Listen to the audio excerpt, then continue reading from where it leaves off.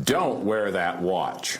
Wild Bill Hickok, Davis Tutt, and the Birth of the American Gunfight with Brandon Broughton and Michael Price.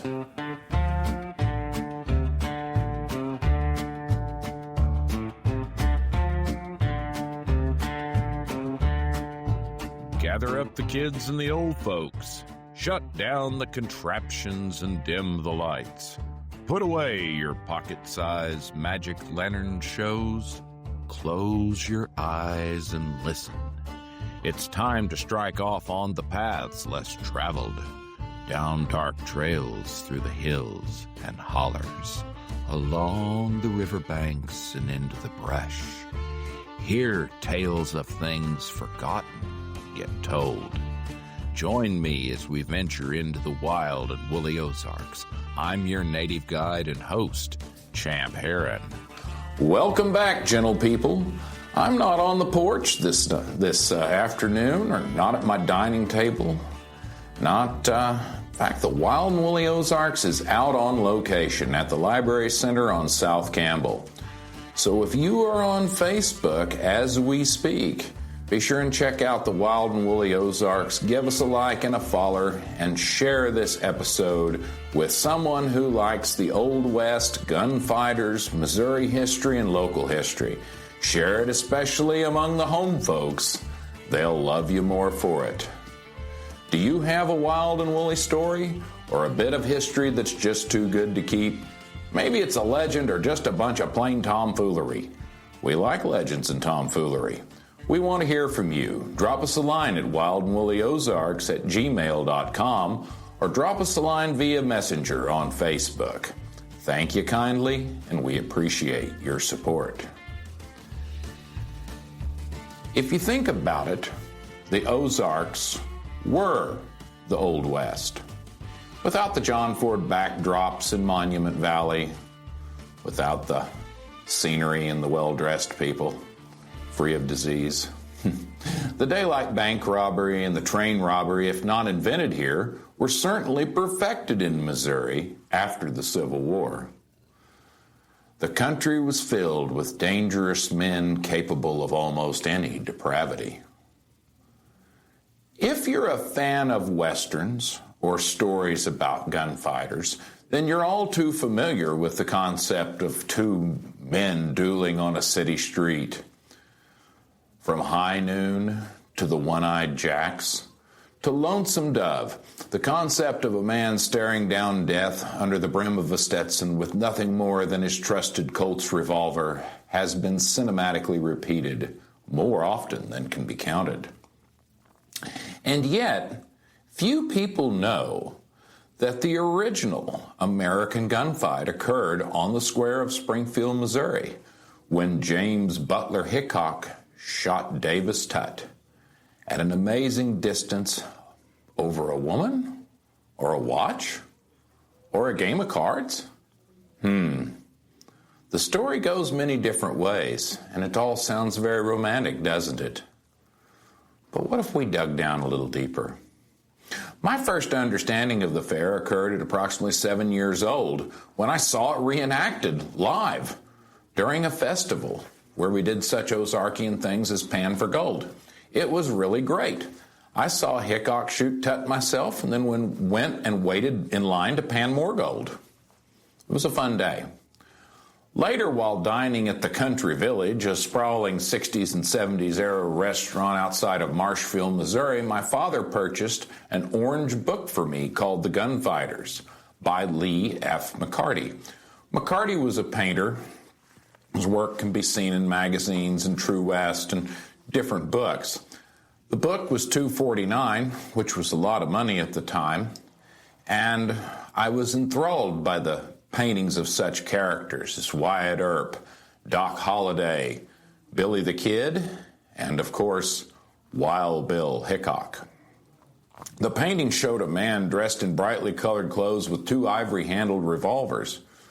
Didn't look much like a frontiersman or an Army scout. The accompanying text told of the Springfield shootout very briefly and referred to Dave Tutt as only having a reputation for bloodletting. For years, the facts of this shootout have been debated, and only recently has new evidence been discovered that tells us a lot more about America's first shootout and what happened afterwards. So let's get comfortable. As our guests today, Michael Price and Brandon Broughton. Michael is historian at the Library Center out on South Campbell in Springfield, Missouri, and Brandon Broughton is a local history copywriter. And they are so kind to join us today. Gentlemen, thank you for joining us. Welcome to the Wild and Woolly Ozarks. Thank you for having us, Champ. I'm very happy to be here, Champ. Well, it's good to, just a little background. Michael and I went to college together, and we're both in the history department and have known each other for a long time.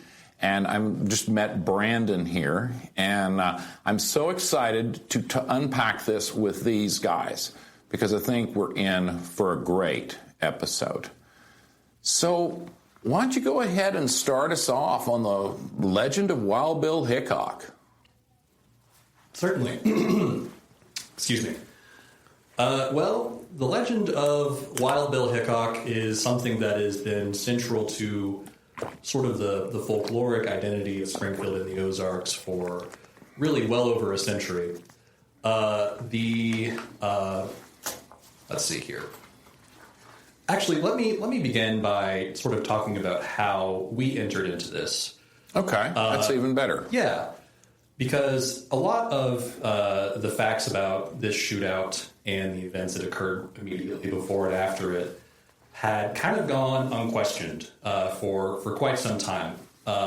Last summer, to commemorate the 160th anniversary of the shootout, the local history and genealogy department decided to take on some programming and to make some material related to the shootout. And we all divided up that work in different ways. Former local history associate Claire Porter was tasked with creating a map that reconstructed the events of the shootout. And she wasn't from Springfield originally, so she wasn't intimately familiar with the details. She hadn't seen the marker on the square, for instance. And so she went to the period records, which in this instance were coroner's testimony from immediately after the shootout that had recently, and by recently I mean in the 1990s, been rediscovered by archivist Robert Newman. He works for the Greene County Archives and Records Center, and he discovered some court proceedings, but the important thing for us is the coroner's report in 1997. So Claire has access to these coroner's reports, and she's cross-referencing them with period newspapers from 1865 that are accessible through newspapers.com. She's looking at advertisements for different structures downtown, on South Street, on the square, just to get a sense of where everything is. And so by cross-referencing this coroner report testimony with these period advertisements, she is able to reconstruct essentially a map of the shootout, where Hickok stood, where Tutt stood, and where they moved. Of course, eyewitness testimony is famously unreliable, so there is some variation between the witnesses. But there is a general consensus that she was able to construct from that. A couple of days later, myself and our department manager, Brian Grubbs, are looking over this map, and we see that she's placed Wild Bill Hickok on the southwest corner of the square. Famously, he is on the southeast corner of the square. There's been a marker there for nearly 50 years placing him there, and that enables him to take that famous 75-yard shot at Davis Tutt from across the square. So we're thinking, okay, something's wrong here. Let's go back and check these sources. But we look at it and we reach the same conclusion that she did, which is that the period records tell a different story from what we had all believed for decades, if not over a century. So this opens up sort of a new series of questions.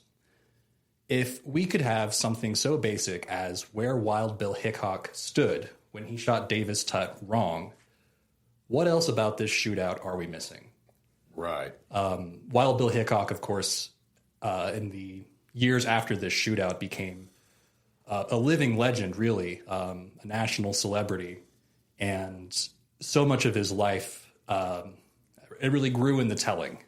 There's a famous story by George Ward Nichols in the January 1867 issue of Harper's Weekly. That is kind of the source for a lot of the, say, legends around the shootout, such as the fact that it was over a woman, or that, before the shootout, Hickok had killed hundreds of men.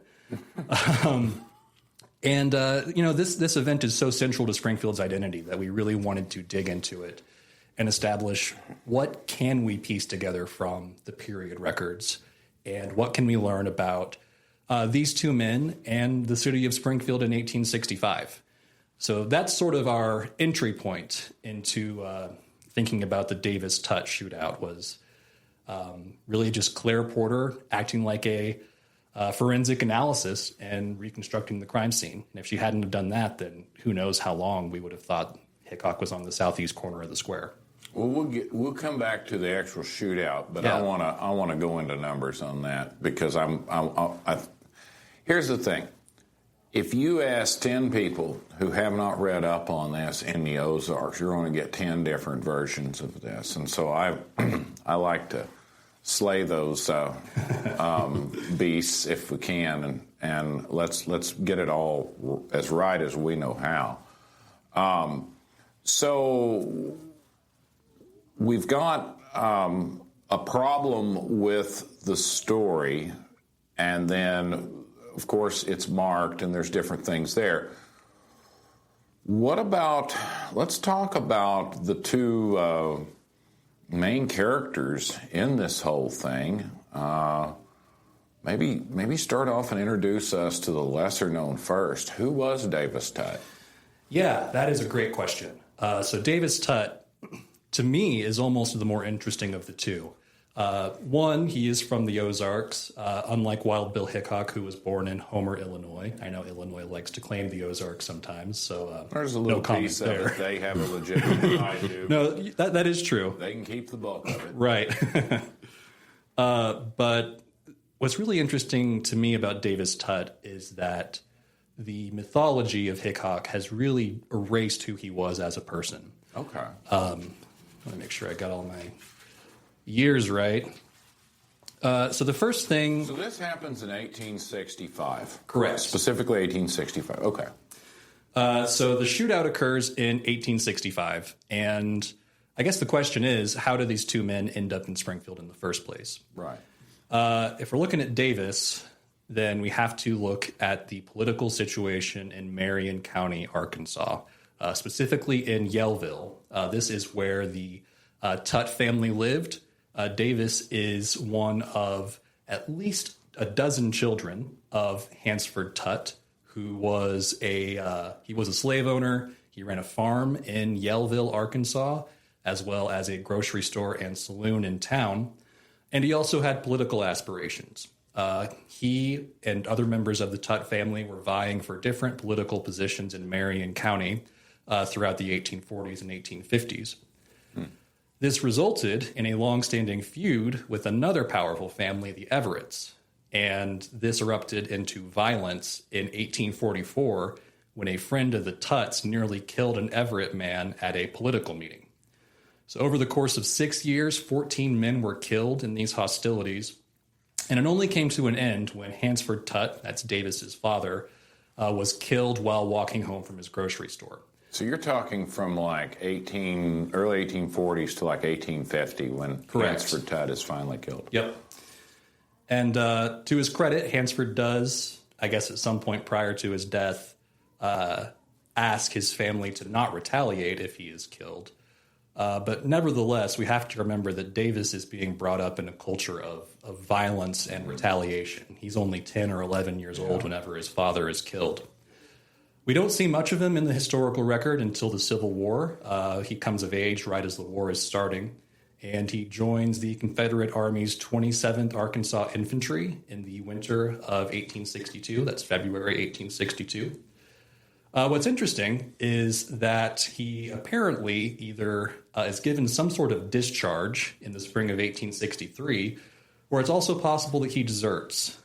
He shows up in a muster roll that spring as being on detached service as a brigade wagon master. And then after that, he's just gone. There's no more record of him in the official Confederate records. But by 1864, January 1st, 1864 to be specific, he is in Springfield. And we know that because he has been charged on that day of unlawfully gambling with two other men in the city of Springfield at a sum of $1, which is about $20 today. Pretty high stakes. Exactly. So at some point between the spring of 63 and 1864, he arrives in Springfield. His legal troubles continued from there. He was charged again with illegal gambling and with resisting arrest over the next year and a half. And we'll speak some to the political situation in Springfield later, but suffice it to say that the attitude toward Confederate veterans, ex-Confederates, was extremely sour. And it is likely that Davis may have had a difficult time finding consistent gainful employment, which is significant because at some point, either with him or shortly after, his mother, Nancy, and at least one of his sisters joins him in Springfield. Also with them is his half-brother, Lewis, who we will come back to. But according to a diary entry by the military commander of the Springfield Post in 1865, Davis was financially supporting his mother, Nancy. So there is a situation in which we have this young man, he's in his early 20s, who could be struggling to find gainful employment, who is in increasing legal trouble with these mounting fines and fees, mostly from unlawful gambling, and who is in a situation where he's trying to support at least his mother and at least one of his sisters, which to me sort of contextualizes this man that previously had pretty much just been seen as a drunkard and a gambler. He was those things, but there is more to him than that. At some point, while in Springfield, Davis befriends our other main character, James Butler Hickok, or Wild Bill Hickok, as he came to be known. As I mentioned before, Hickok is from Homer, Illinois. He spent some time, what is the term for it? He was a teamster, and he actually met Buffalo Bill Cody while doing that. But in the Civil War, Hickok is a Union scout. We don't have a whole lot of information on what he was doing during the Civil War. There is some speculation that maybe he was acting as a spy or that he may have actually met Davis before they both arrived in Springfield. But suffice it to say, they get into Springfield, and these guys apparently become pretty quick friends. One of the accounts from the time says that the two of them were in the habit of appearing on the streets with two revolvers strapped in on their belts. So just walking the streets of Springfield together, guns on their hips. They were known to exchange money back and forth between one another, and it's said that they had been friends for years before the shootout. So these were not rivals. This was not a, So they'd been friends for years, meaning... Well, that's a good question. Since Wild Bill came to Springfield, or right. Since... And that's a point of speculation. This is, again, coming from the military commander of Springfield in 1865, Albert Barnett. I'm assuming he learns this from witnesses of the shootout. Mm-hmm. He's writing after the shootout, but he writes, and I quote, "The two had been intimate for years." So whether that's just since they both arrived in Springfield, or as some have speculated, maybe they knew one another prior to that, whenever they were both in military service. Okay. Well, it's, yeah. These, that is sort of the tragedy behind this. Sort of adds an interesting dynamic to the gunfight when they're only recent acquaintances. I'd probably take a lot more to shoot your friend than a recent acquaintance. Exactly. And that's kind of one of the big mysteries to me is how... So that falling out had to be pretty big. Yes. And that kind of takes us to really that fateful card game. This is another point where I think the legend has obscured the reality. We actually don't have any evidence that card game happened the night before the shootout. It could have been an hour before. Sure. We just know that it happened prior to it. But Before that card game, on July 20th, 1865, that's the day before the shootout, Davis was in court again, and he was fined $100 for resisting arrest and possibly another $22.50 for gambling. Now, adjusted for inflation, that's over $2,500 today. And in post-war Springfield, for someone who is probably struggling to find work and supporting other people, that's a massive debt to incur. So you have this debt, and you have this friend who you have borrowed money from before, and you're playing this card game. This is at the Lion House, which is was on South Street in downtown Springfield. Today, that's the location of Arlo Bank. And the accounts of this card game do vary somewhat, but what we do know is that at one point, Davis calls in a debt that he claims Hickok owes him. At first, it is $35. Mm-hmm. Hickok counters and says, no, I think I actually owe you $25. At which point, Davis raises the debt to $45. Now, here again, some of the accounts vary. We're not sure if Hickok gives Davis his pocket watch as collateral. We're not sure if Hickok brandishes it and Davis snatches it, or maybe Davis just takes it by force. But at some point in this exchange, Davis comes into possession of Wild Bill Hickok's pocket watch, and the two separate. And then that takes us to really right before the shootout. We know that an hour before the shootout, the two of them were on the porch of the Lion House arguing about this debt. A couple of mutual friends happen upon them, learn what has happened, and they encourage the two men to set the matter aside.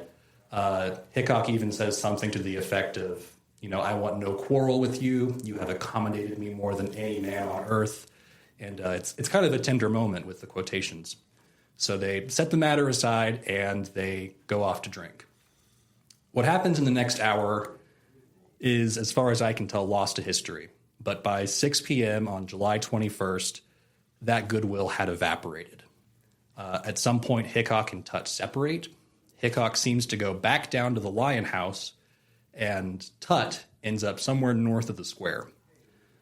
The eyewitness testimony consistently places Hickok on the southwest corner of the square. That's where the Coffee Ethic is today, in front of a store called Robertson and Mason's. He sees Tutt enter the square from its northwest corner. There's an alleyway there to this day. And the testimony states that Hickok either steps into the square or he moves west toward its southwest corner. At some point, Hickok calls something out to Tutt about the watch. We're not sure what it was. The testimony does vary.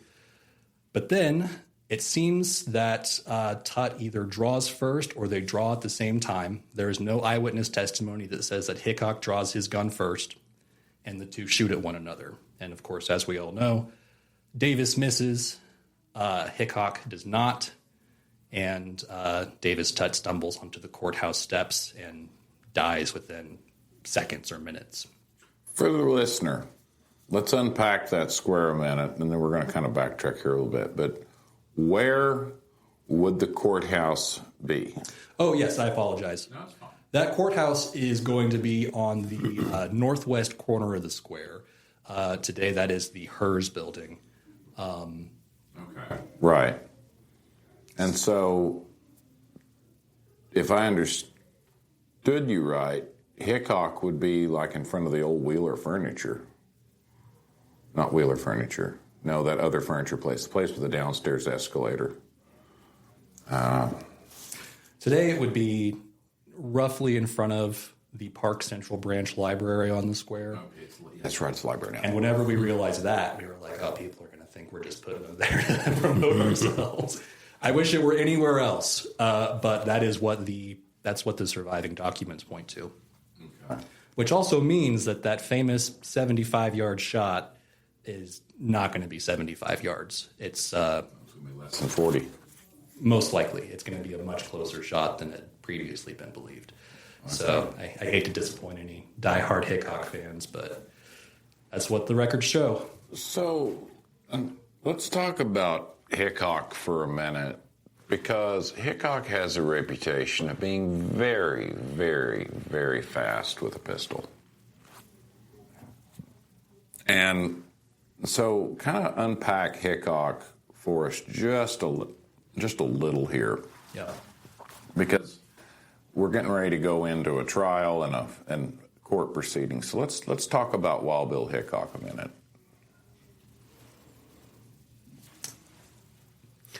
Well, I mean, I think that, so much of Hickok is built out of that Harper's Weekly article and that legend. So much of that comes from that.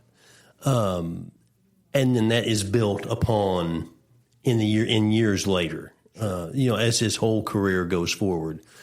So I think it's kind of hard.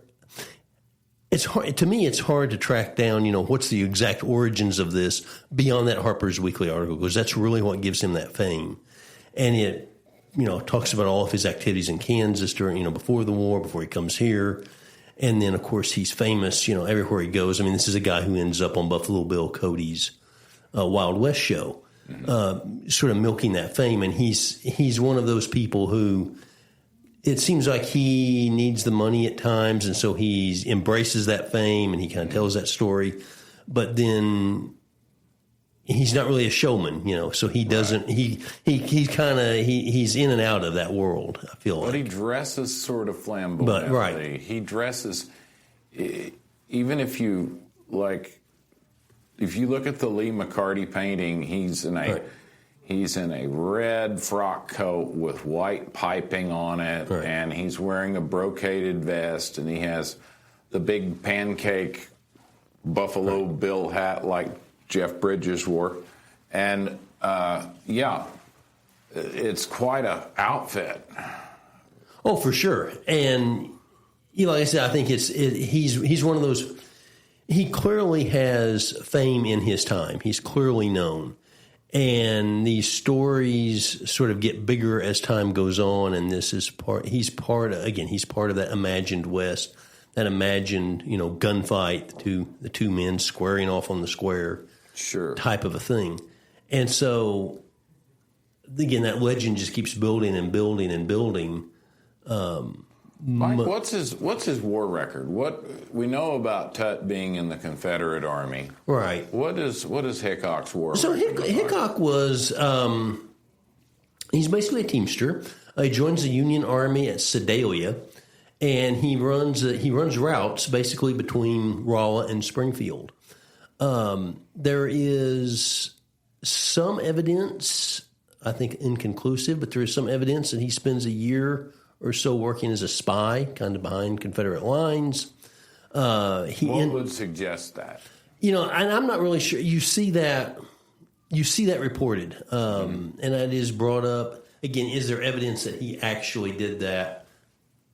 It's hard to say. There is. You see that kind of repeated. I don't know that there's a firm evidence that says, oh yeah, he was definitely a spy.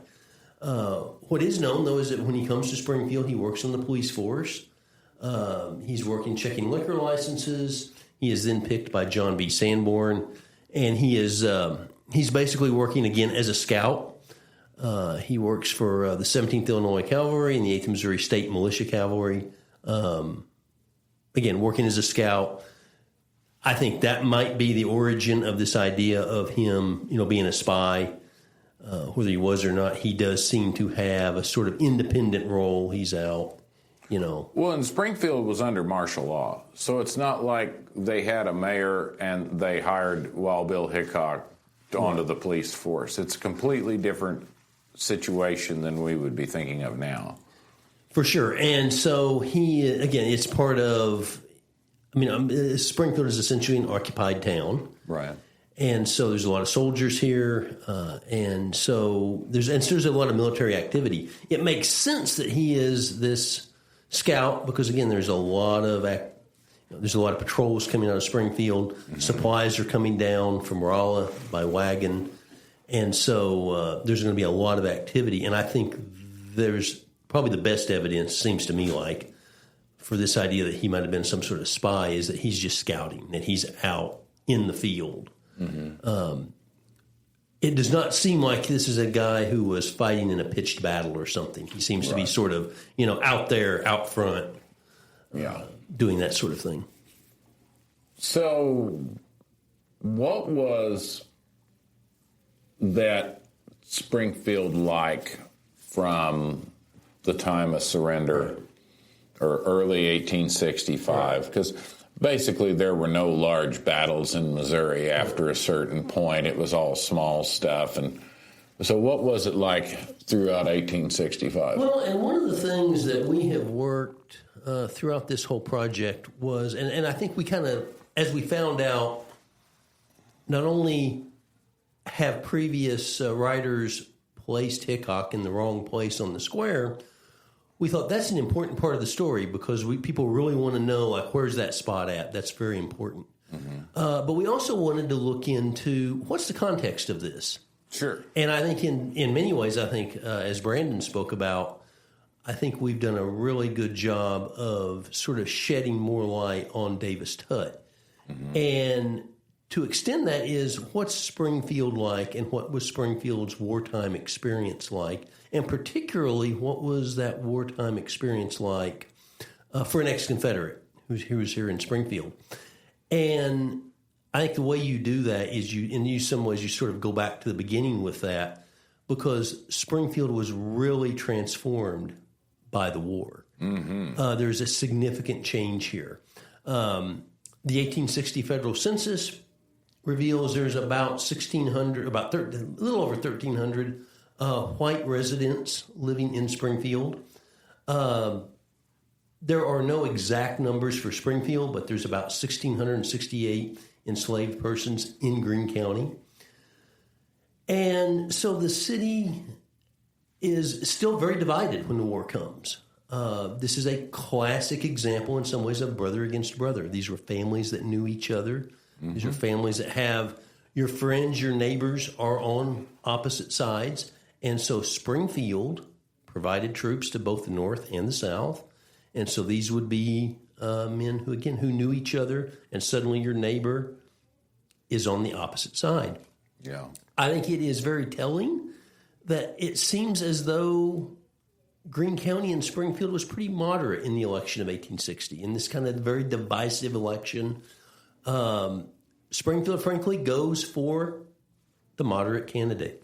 John Bell of the Constitutional Union Party wins Greene County with 57% of the vote. And John Bell and that Constitutional Union Party was sort of the status quo party. Mm-hmm. They are rejecting kind of both of the extremes. The Democrats, who had split into Northern and Southern Democrats, it's a close for Stephen Douglas and John C. Breckinridge, but they're pretty far behind.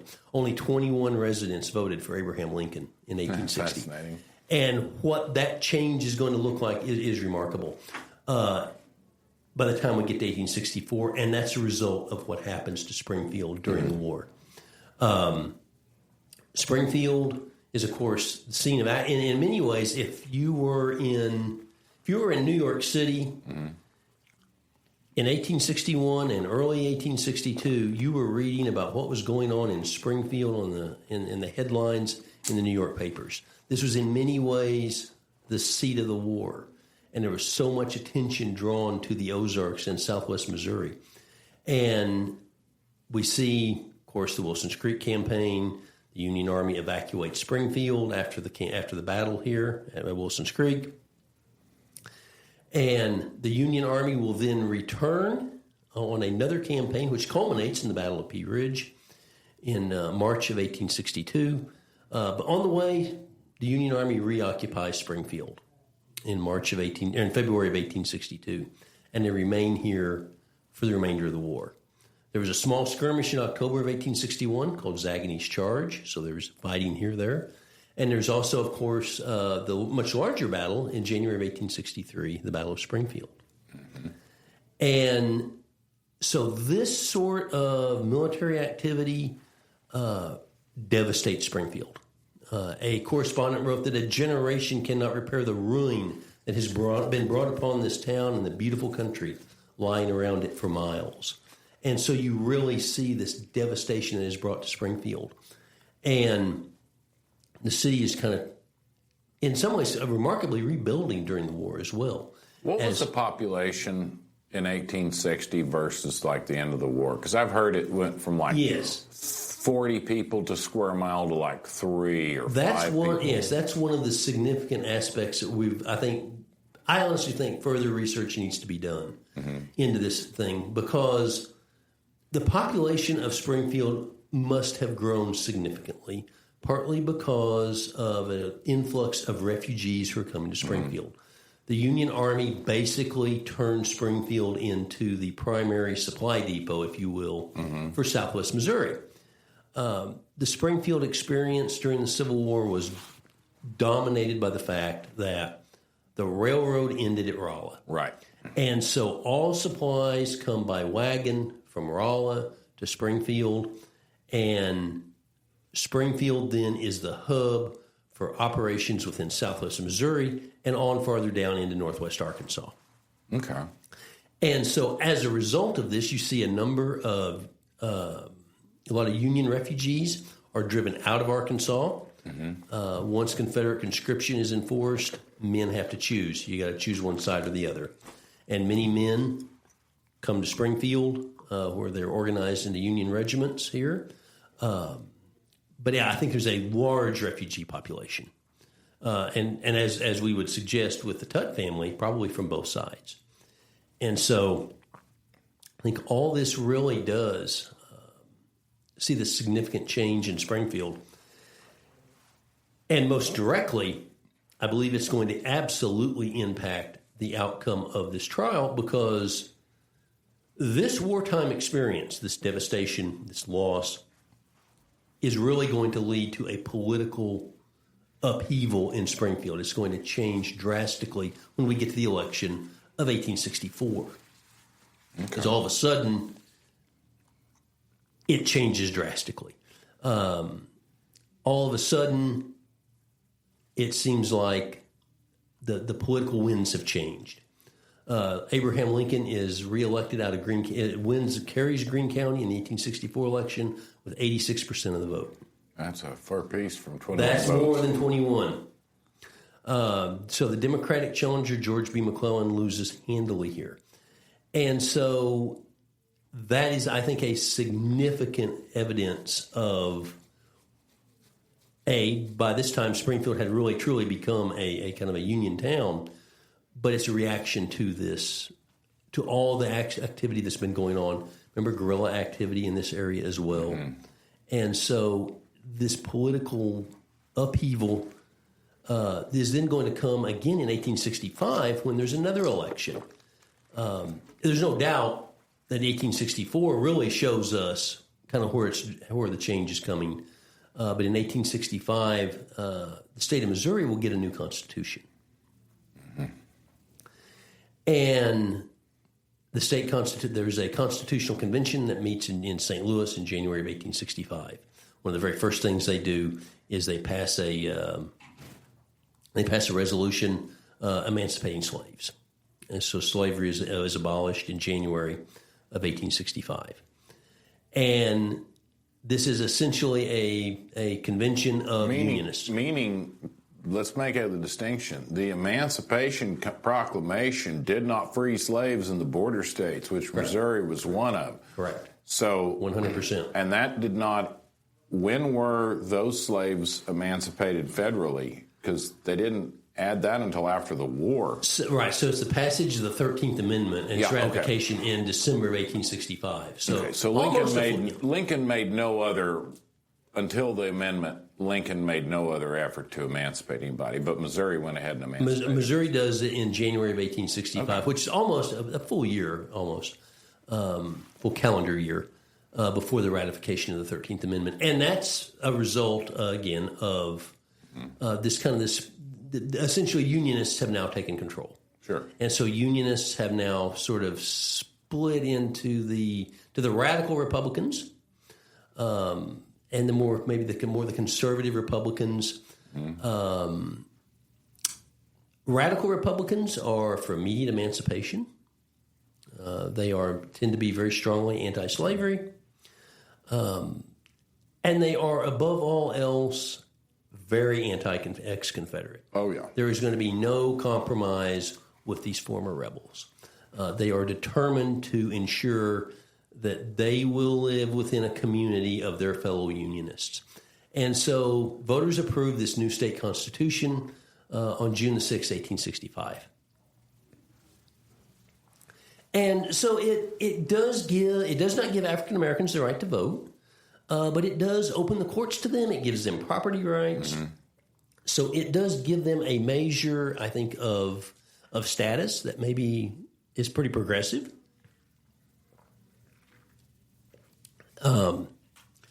But what we remember the Constitution for was the so-called Ironclad Oath.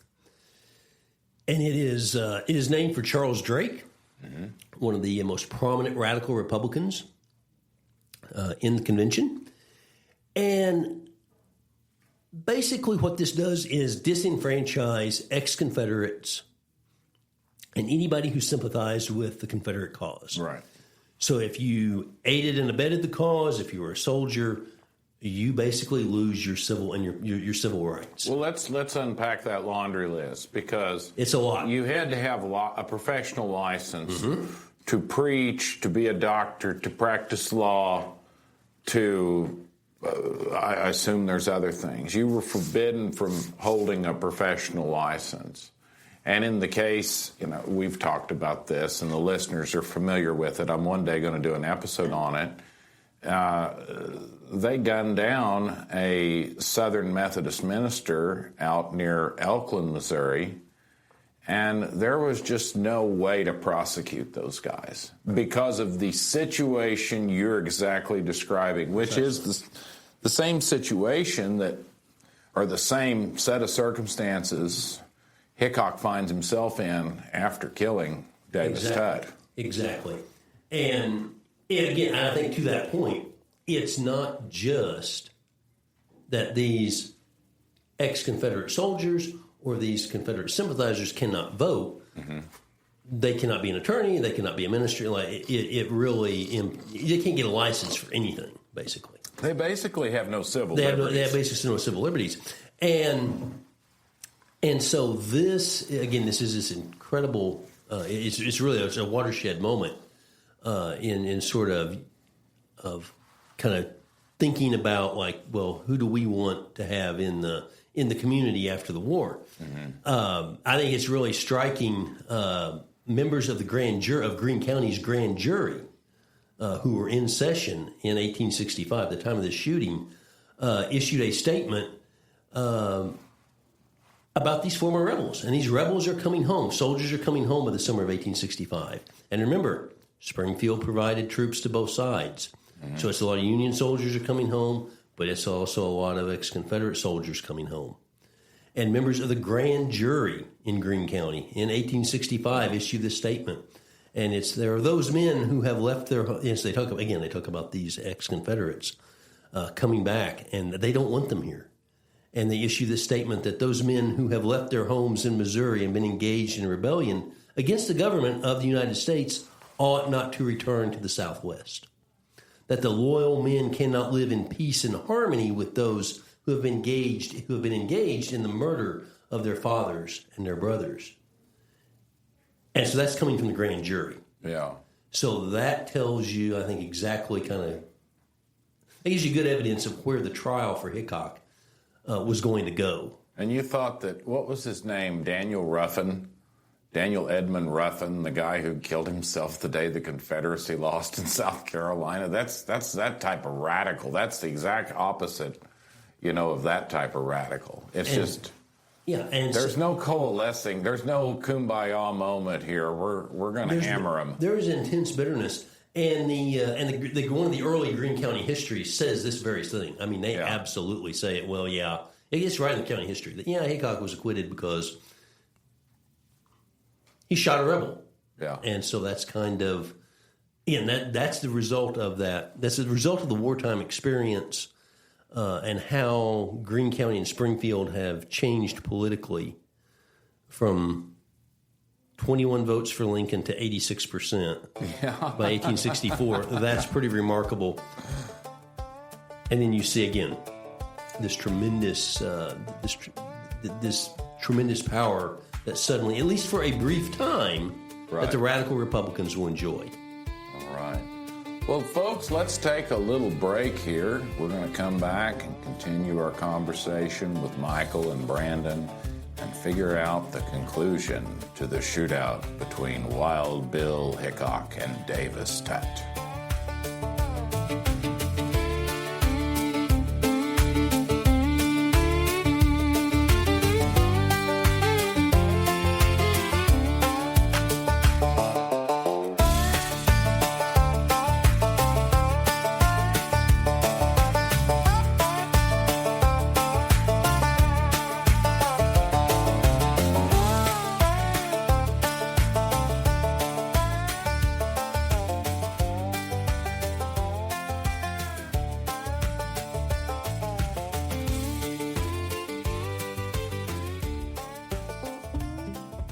I hope you're enjoying today's program. Means a lot. Thank you for your support. Thank you for the likes. Thank you for the follows. And thank you for the kind words. It truly helps us grow the podcast. Another way that helps us grow the podcast is by visiting our sponsors. I am proud to promote Tasty Acres Strawberries and More, 3495 State Highway AA, Springfield, Missouri. Follow them on Facebook. Well, you're saying, now, champ, I think that strawberry season's over. And it is, except for the ice cream. They still have the strawberry ice cream, and they have peaches. They're picking peppers. They have tomatoes. They have the perfect size watermelon for your 4th of July or weekend float trip.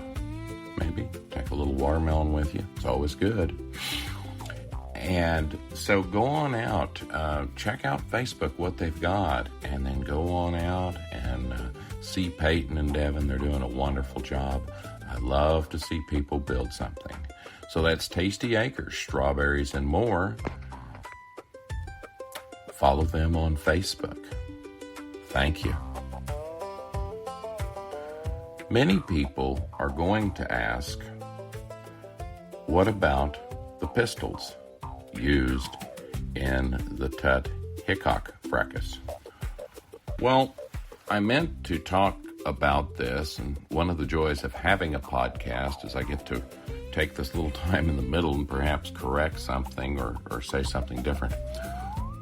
We didn't really get into it. It ended up being more about the culture of Springfield in the post-war era than anything. But if you will look at the picture I've provided on Facebook, that's the Lee McCarty painting of Wild Bill Hickok. Notice his pistols are handled for a left and a right draw.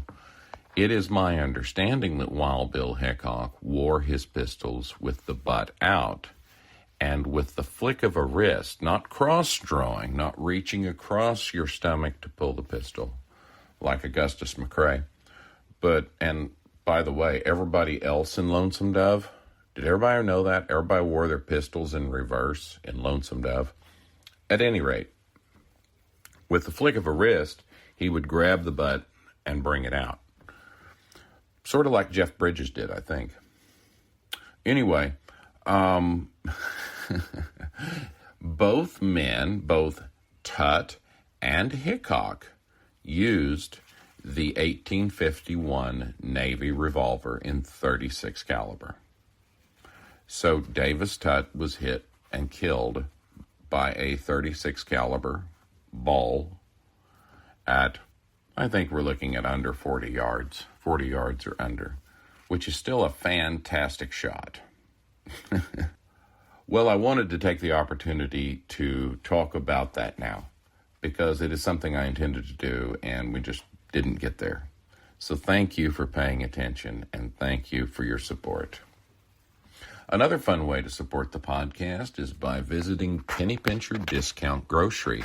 That is 3 blocks due east of the four-way stop in Marshfield, located at 537 East Jackson.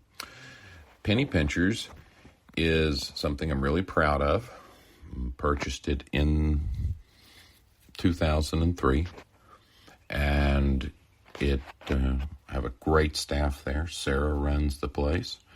And we buy restaurant salvage, and we break it down for families in our licensed and inspected facility. And so it's a true way to fight inflation because we keep our prices consistently. Now, I can't always beat a sale price, but we consistently keep our prices lower than the everyday grocery store price. We strive to do that. And sometimes the deals are amazing. So be sure to follow us on Facebook. If you're passing through Marshfield, we have a lot of people that travel to see us. So don't think it's not without a reason.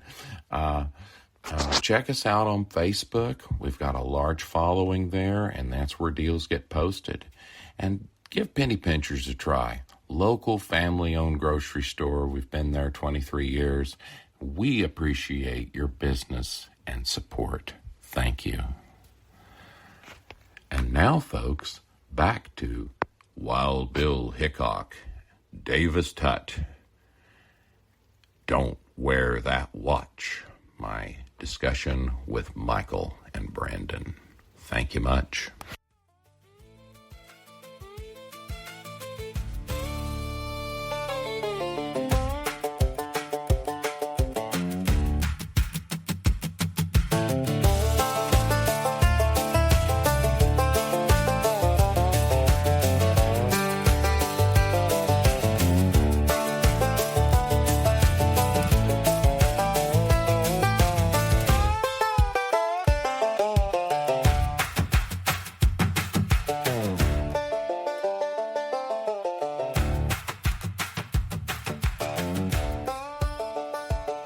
Welcome back, folks, as we continue episode 26, Don't Wear That Watch, the gunfight between Wild Bill Hickok and Davis Tutt.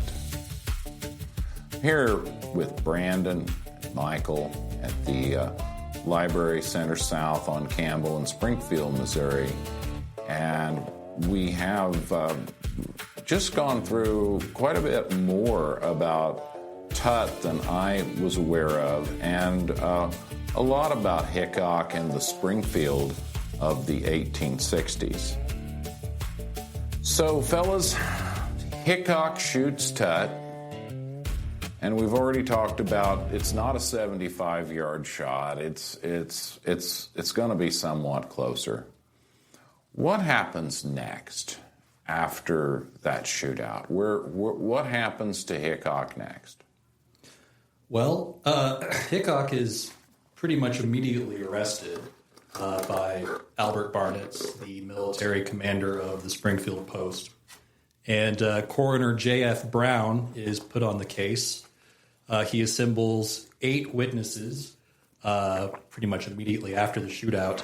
And another really just kind of sad detail is that apparently he interviews them at the home of Nancy Tutt, Davis's mother, on South Street. He speaks to these 8 individuals who, in different capacities, witnessed the shootout or the events immediately before it. And I've often wondered why these 8 people in particular. The square on a Friday evening would have been crowded. There would have been a lot of people that would have seen this happen. So, I mean, I don't really have an answer to that. It's just one of those open questions about this shootout. And as I'd said, there is some variation in the accounts that are given, but consistently it seems to point to, one, Hickok being on the southwest corner of the square, and Tutt probably firing first. However, another interesting wrinkle here, as Michael had said, Springfield was a very anti-ex-Confederate town at this point. And I have wondered before if there would have been any ideological motivation for these witnesses to tell a story in which Hickok, a Union veteran, is acting in self-defense rather than shooting at Tutt first. But the truth is all we have is this testimony to rely on, so we have to sort of take it as it is. But, you know, I think it's important to realize that Davis Tutt would have been treated as a second-class citizen. He, as Michael had said, the early Greene County histories pretty much say it plainly that Hickok got acquitted because he was a Union veteran. Now, if you look at the surviving court records, the transcripts of the trial itself are lost, but some of the proceedings remain. So we don't know what was said in that courthouse. We do know that the jury only deliberated for about 15 minutes before reaching their conclusion. But I think there is definitely reason to suspect that Hickok was not receiving an unbiased trial. But even if he wasn't receiving an unbiased trial, if the other guy has already pulled, then you're defending yourself. True, yes. I mean, even no matter how it could still be a fair trial. It could still be correct and be biased.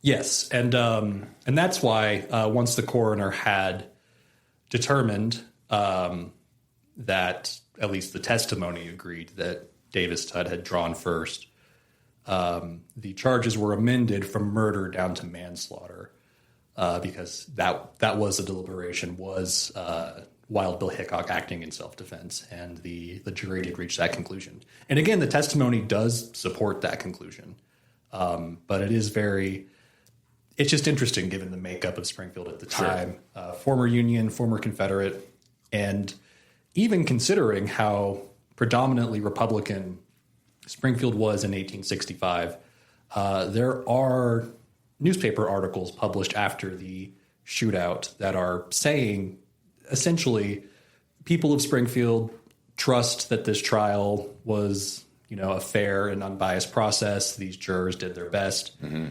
And for that to be published suggests that there were a lot of people that did not think that was the case. You also have the fact that Hickok ran for office shortly after this shootout and was not elected, which suggests that there were enough people that questioned whether or not he should be involved in Springfield's law enforcement. And that's even considering, again, Union veteran, strong Republican town, still couldn't win that election. There are just a lot of questions about what happened behind the scenes in that trial. So your coroner interviews witnesses, and they go and they present a bill of indictment to the court. And who was the judge? That would have been that grand jury. Yeah, that would have been Sempronius H. Boyd or Pony Boyd. Go by Pony too. Right, went by Pony as well. I think Michael is kind of our Pony Boyd man. Yeah, so unpack Pony Boyd for us, Mike. So Boyd is one of those interesting characters. Again, he's very prominent in kind of Greene County and Springfield.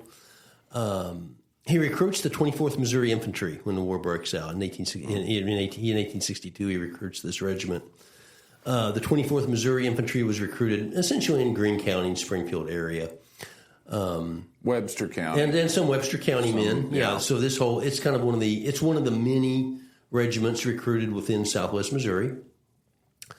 He commanded the regiment until 1863 when he goes to Congress. He gets himself elected to Congress. And so he takes his seat in the House of Representatives. In some ways, I think he's sort of maybe kind of the early evidence of that political change that is coming as he was elected on an anti-slavery platform, supports immediate emancipation. And so, again, I think that's kind of evidence of kind of that change that is coming to Springfield politically. In 1865, he was appointed a judge of circuit court, and so he is here. So he returns back to Springfield as this judge. So he gives up his house seat to take this appointment as a judge, and he's the one presiding over the trial.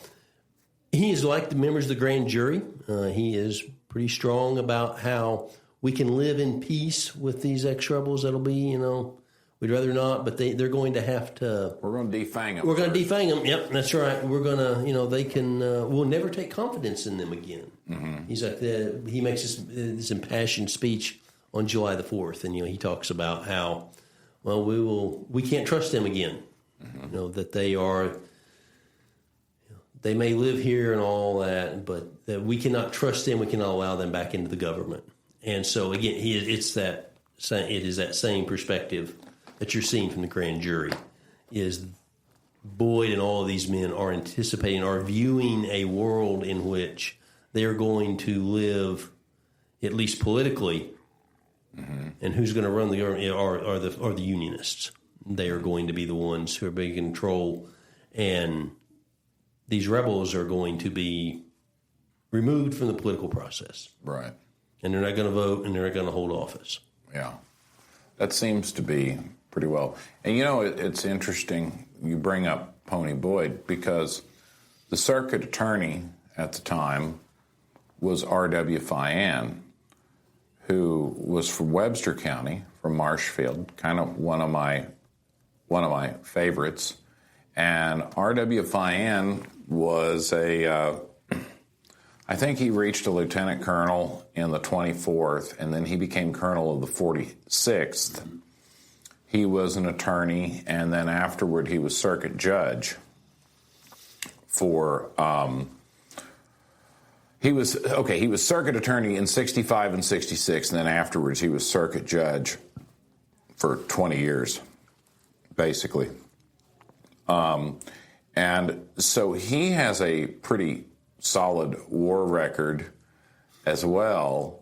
Later, though, he departs from the radicals and is trying to, in fact, he is credited with a lot of influence on the very next Constitution that's written. There's a whole where Marshfield breaks away from the congressional district and has its own convention, and it's somewhat more radical, but somewhat less. It's really kind of hard to figure out what they believe other than they were fighting within the Republican Party. So, anyway, R.W. Fian is the prosecutor. Now, I have a hard time thinking that R.W. Fian would not just prosecute, because he freely sentenced men to be hung. I mean, he was good at that. I just find it hard to believe that R.W. Fian would throw the game. I don't think he would. Right. I just don't think so. But, so who else is involved? Who are the other attorneys? Who's of counsel for Mr. Hickok? So Hickok was represented by John S. Phelps, the man who had represented Springfield in Congress for about a decade. Mm-hmm. And so Phelps is kind of the outlier politically in many ways. He was a Democrat. Mm-hmm. And that's going to show up in some ways. In 1860, in late 1861, he recruited a regiment called Phelps's Regiment. Mm-hmm. It's recruited at Rolla. In many ways, it's sort of the nucleus. Phelps County is named for Phelps. Exactly. Right. And in many ways, the Phelps's Regiment is sort of the nucleus of the 24th Missouri. So a lot of men will end up in the 24th, as this is just a 9-month regiment, so it's a brief time. I think Phelps is a kind of a remarkable case of what we see in the Civil War is men with little or no military experience suddenly being in charge of a regiment. And some of these men perform very well, some not so well. Colonel Phelps does a pretty good job. He led the regiment in the Battle of Pea Ridge, and he is able to. The regiment seems to perform well by all accounts. They're heavily engaged. His wife, Mary Whitney Phelps, famously took supplies down to the battlefield to care for the wounded soldiers. She will also. She saved the body of General Lyon. Right, she saves. In many ways, it's the whole Phelps family. Correct. She's like Springfield's original female badass. And she was Mary Phelps is. I want to do an episode on Mary Phelps. So she's really interesting, and I feel like that. So again, it's not just him. She goes down to Pea Ridge and takes these supplies. She runs the orphanage, of course, but she's also caring again for refugees throughout the war. I've been surprised at the extent to which she traveled back and forth to St. Louis on fundraising and gathering supplies. for her refugee relief efforts and her orphanage. So she's very active. It's the whole family. Their son, John E. Phelps, also commanded a Union regiment from Arkansas. So it's a strong family. Huh. But again, like I said, the regiment performed very, very well. Colonel Phelps does a great job. He was appointed the military governor of Arkansas in 1863. As a Democrat, though, and a slave owner, he was somewhat opposed, we might say, to the Lincoln administration. Emancipation is a little bit of a concern of his, and so he's worried about. And remember, as you alluded to earlier, slavery remained legal in Missouri. Mm-hmm. Missouri remained in the Union. Wasn't Phelps originally from Pennsylvania? I believe it is Connecticut. Connecticut? I believe so. And so... that's an interesting... Yeah. And so anyway, the whole family is very, very Union, but again, very, kind of, politically, he's the Democrat. Huh. He will be definitely impacted. And he's sick most of the time. That he was the military governor of Arkansas. He ends up having to resign, but he clashed with Samuel Curtis, the department, the commander of the Department of Missouri, mainly over emancipation policy and that sort of thing. So he's kind of out of step with the administration and where the Army was at that time.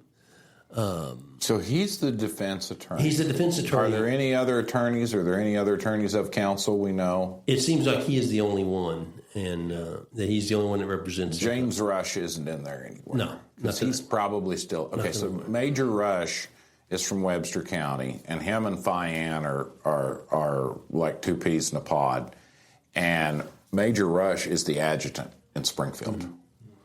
Mm-hmm. And I just was curious if he was involved. And so Phelps is kind of that to that. Yeah, he's sort of that. He's impacted by that ironclad oath because he runs for governor in 1868 as a Democrat and loses because a lot of Democrats can't vote in 1868 because they're ex-rebels. So he loses in 68, but he's elected in 1876 under a new constitution when we get rid of the ironclad oath. Right. So he's sort of that representative of, again, another political switch is going to come, this time in 1870 when we get a new constitution. He's also the lead defense, and another thing I'm tracking down on Roswell K. Hart. He defends Roswell K. Hart for murder. So again, that's a whole other rabbit hole we'll go down later, listeners, because I haven't even been able to begin to piece it together, what it is. But Roswell, we'll go back there. You're going to meet all these people again and again and again and again. These are all very, very prominent people. Yeah. And they're all connected. Oh. Very much so. Yeah. Very much so. So, was this trial fixed? Well, it's one of those things where, so little survives. I think we have to take the evidence that we have. You mean they just didn't write in the Nogins, we took $30 and fixed right. the jury? Okay. I mean, you don't want to draw conclusions where there is no evidence for it. Do we know who the jurors were? I don't believe that we do. No, not that I'm aware of. There's just so little about this trial that survives. We know the outcome, and we know the context. And I think that's been one of the most enlightening things about digging into this shootout and the situation surrounding it is that it really does take, kind of a dime novel scene, tumbleweed rolling by, and transform it into a complex personal and political crisis within these two men and within Springfield. So was the trial fixed? I don't know. But I would say that if I were Davis Tutt watching this unfold from, the next world or wherever, I would be concerned about not receiving justice. But at the end of the day, it's one of those things where we probably will never really know for sure. Okay. So I know there's some aftermath to this because Tutt's relatives are here. Yes. Hickok goes off and leaves the area, and you can find a million sources on what Wild Bill Hickok. He's never really back in Missouri. He does unless he's in the Wild West show or something later on. He's not ever here to live. He comes back to Springfield in the 1870s, I believe. Oh, okay. There's a portrait of him in a sort of folding enclosure where he's written a poem to a woman on the inside of it. I can't remember her name. It's Sadie or Sadia or something. So he really was kind of a gunslinging dandy with the way he dressed and writing poetry. Did he ever marry? I know he had. There's a picture of him with a daughter. Supposedly a daughter. If I recall correctly, I believe he did marry shortly before he was killed in the Dakota Territory. But not to Calamity Jane. No, not to Calamity Jane. And I think I'd read that she kind of resented that story. They were friends. They knew one another. Maybe not friends. They were acquainted. Well, if you look at this is not historic, but if you look at the TV show Deadwood, he was only in Deadwood for like a limited number of days, and she was only there for a limited number of days. And even the old Lee McCarty painting book basically says that they very seldom, if ever, crossed paths. Yeah, my understanding is that they had met at some point, according to Calamity Jane, but they didn't know each other very well. Yeah, Martha Jane Canary, she was a hellraiser. We have, of course, the prosecutor, Robert Fian, goes on. He serves 2 terms in Congress. Governor Phelps and Sempronius Boyd, what happens to them? Phelps served as the governor for 1 term. He returned to Springfield and resumed his law practice. He died in Springfield and then is now buried in Hazelwood Cemetery. Mm-hmm. Boyd becomes an ambassador to. Is it Cyan? He's ambassador to Cyan. And for a time, and again ends up returning back to Springfield. I believe he was reelected to Congress for another term. Later in life, he returned to politics. He returned on a couple of terms. Yeah, he served at least 1 more term in Congress, but again returned to Springfield, where he died. So, where did the nickname Pony come from? Other than is it?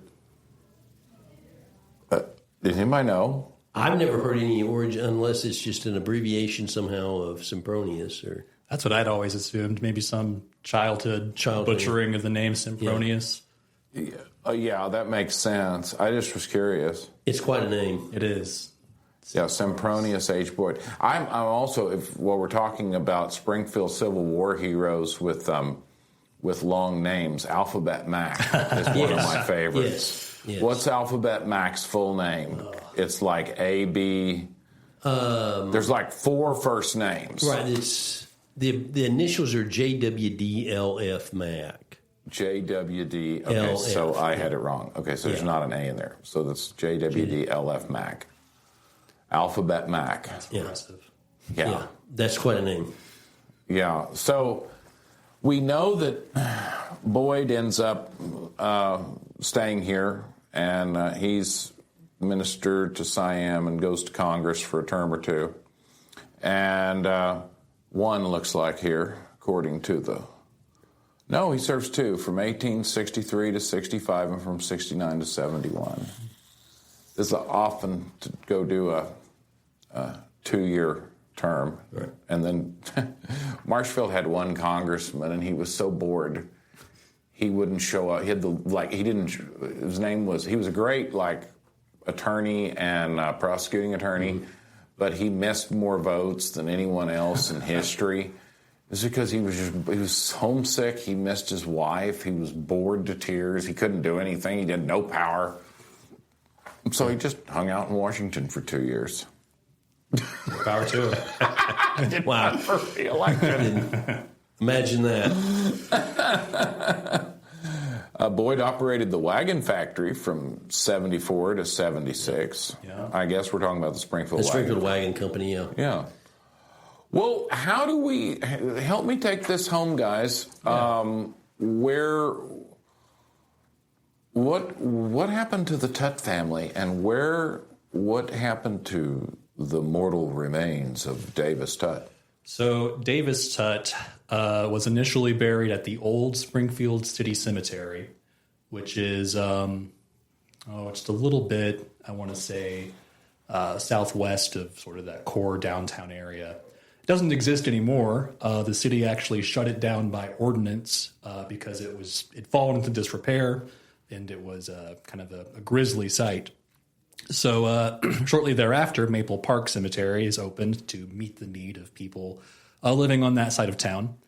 And Lewis Tutt, Davis's half-brother, moves Davis's remains to his family plot in Maple Park. And Lewis Tutt's of mixed race. Lewis Tutt is the father of Hamp Tutt and a slave.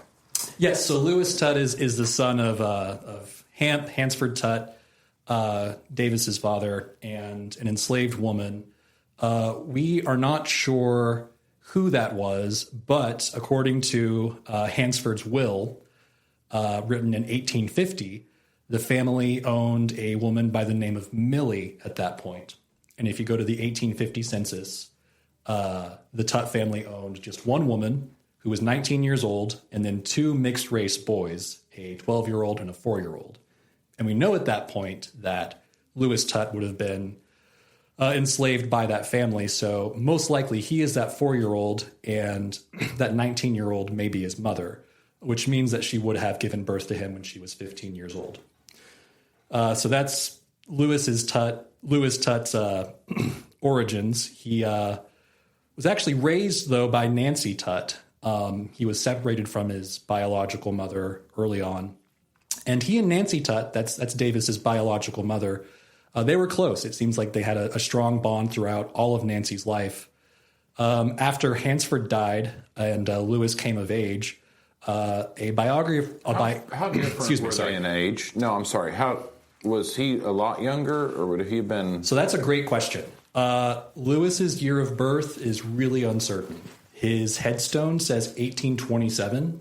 That is the only place where it says he was born in 1827. I have found other records saying 1833, 35, 40, 44. So he may have been older than Davis. He may have been younger. We really don't know. If he is that 4-year-old boy in the 1850 census, that means he would have been younger than Davis. But you said it's an 1850 census? 1850. So that would have meant like he'd have been like 20 years old when this happened if he'd have been the younger kid. Correct. Yeah. But he'd have been like in his 30s if he'd have been the older. Okay. Yeah. So he apparently by the time the war breaks out, he basically is running the Tutt farm.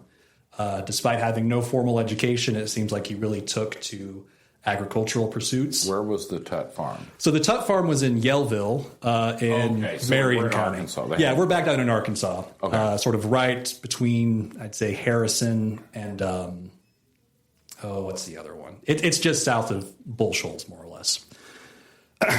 So Lewis and Nancy and other members of the Tutt family are hanging out on the Tutt farm during the war until Union forces leave Marion County. They've come in, they've routed the Confederate Army, and then they leave, which leaves the Tutt family vulnerable to guerrilla violence. So they flee to Springfield, either with Davis or maybe separately, but they converge there. And as we know, Davis is killed.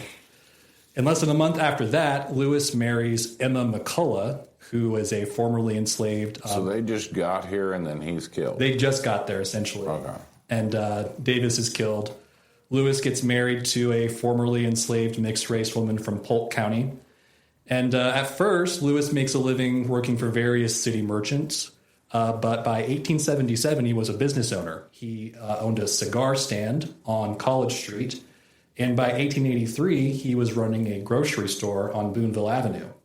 And an article in the Daily Leader wrote about that store and about Lewis, and it says that his customers are largely among the whites, and that he was a man of indomitable will and foresight.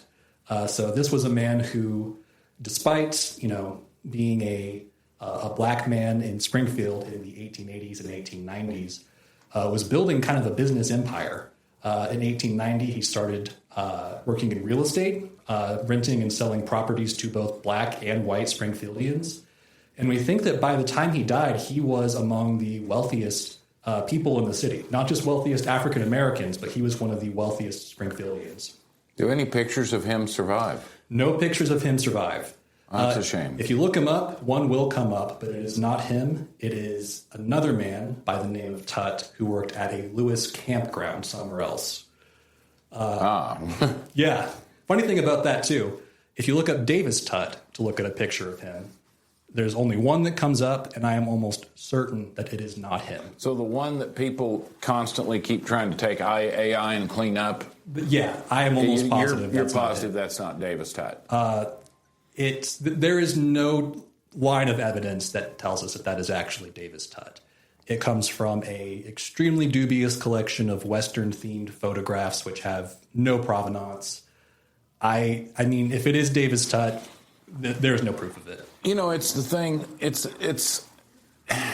It's like looking for some of these people who are lost. They're probably in a photograph, and you just don't know who they are. Absolutely. I know there are African American community photographs from the Springfield area, yes. And he could be in there, and you just don't.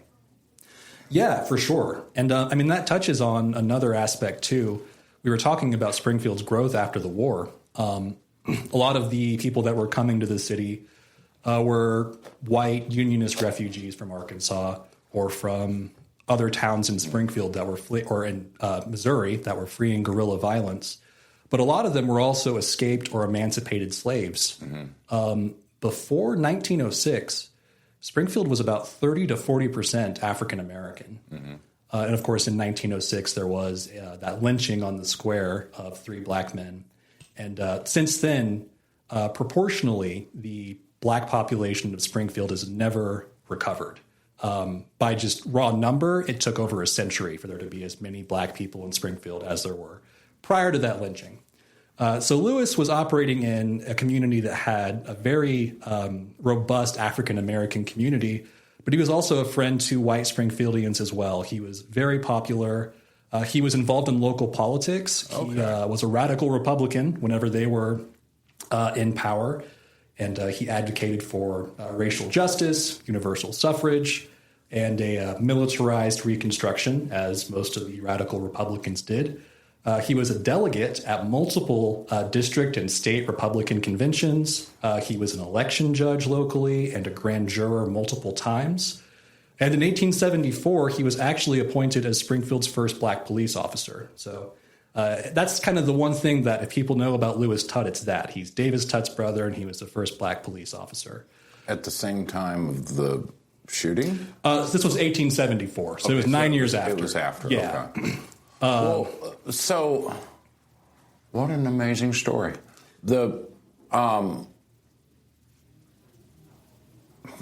It's a shame we don't have a picture of him.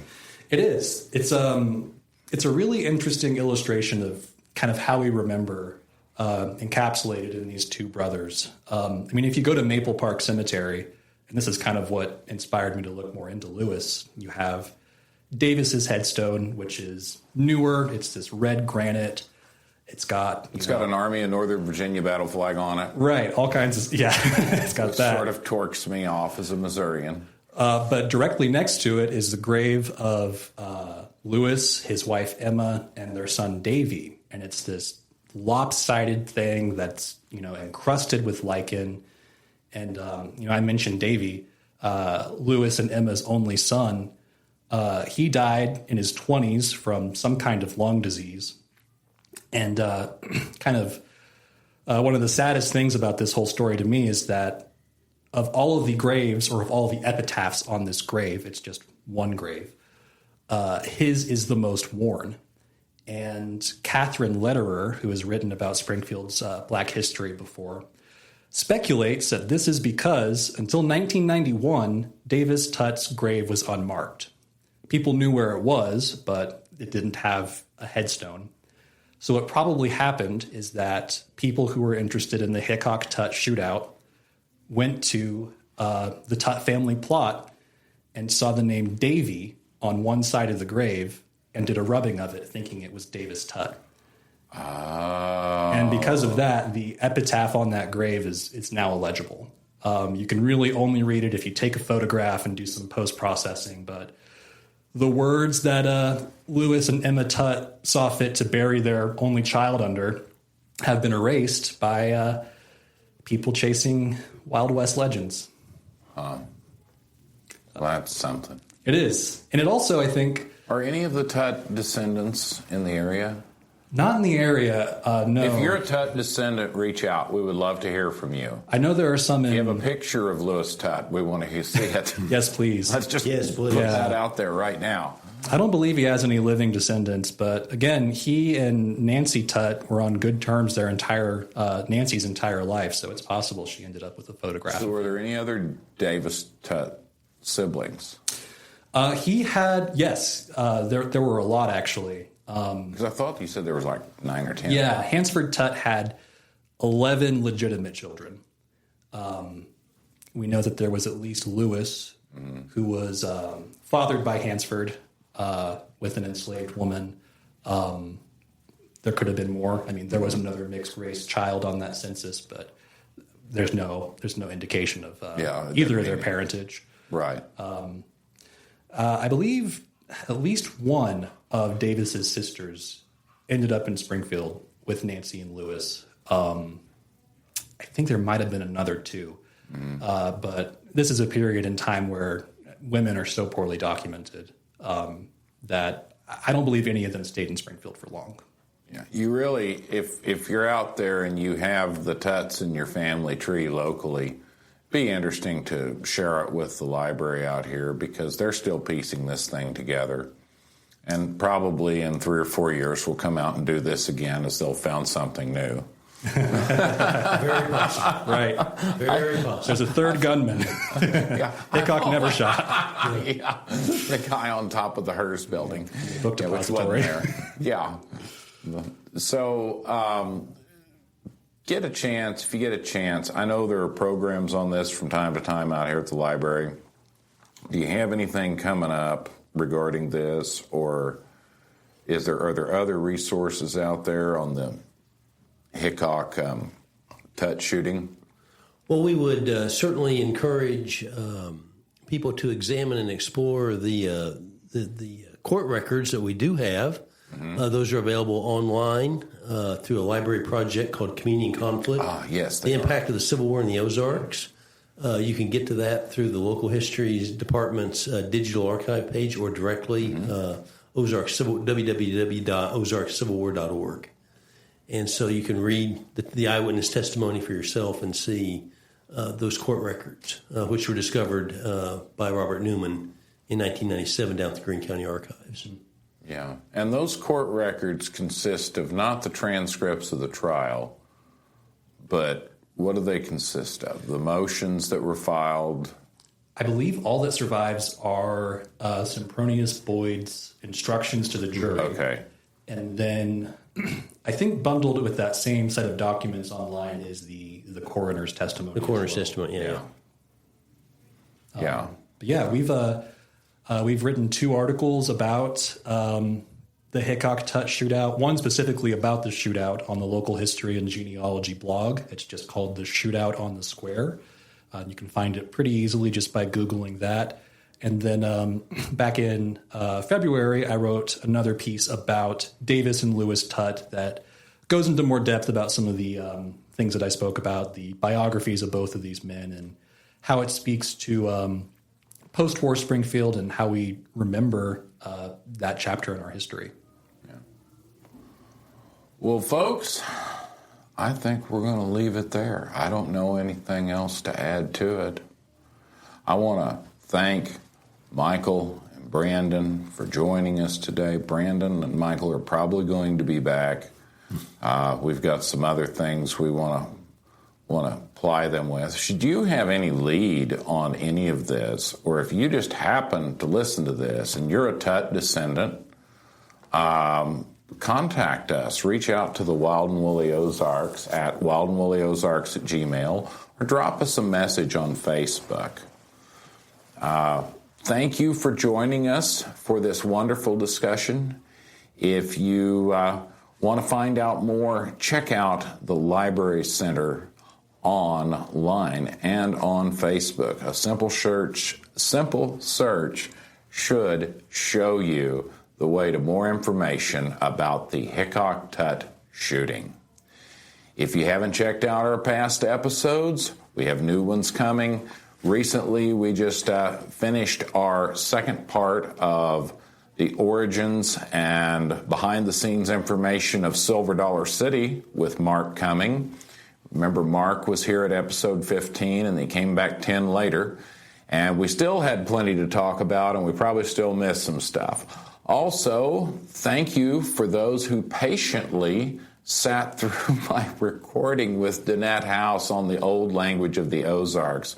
We really had an echo on that. And so for those of you who struggled through it and told us they really liked the episode, thank you. Also, thank you for those who have been leaving the 5-star reviews. We love 5-star reviews. And some of the words, they're so kind. Some of you are so kind. Sometimes I'm a jackass, but some of you are so kind, and you leave such nice things, and I really, really do appreciate it. Also, I want to introduce, I've got a helper today. His name is Ray, and Ray has recorded this, and he's going to be looking to collaborating with us in the future. So welcome to Ray Sexton. By the way, in lack of further legal jargon, the Wild and Woolly Ozarks is a creation of Jared Crawford, the Heron Boys, Paul Hambrick, and myself, and we may put Ray on there after a while. Currently, it is owned lock, stock, and barrel by Klein Champion Heron III. Any reproduction is, of course, unlawful. Unless you act nice and don't appear crazy, criminal, or deviant, I'll give you permission. The current rate is blackberries.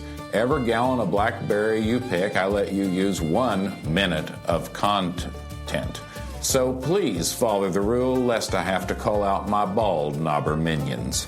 Well, until next time, you all be careful, and boys, if you would, please be good to the tourists. Bye now.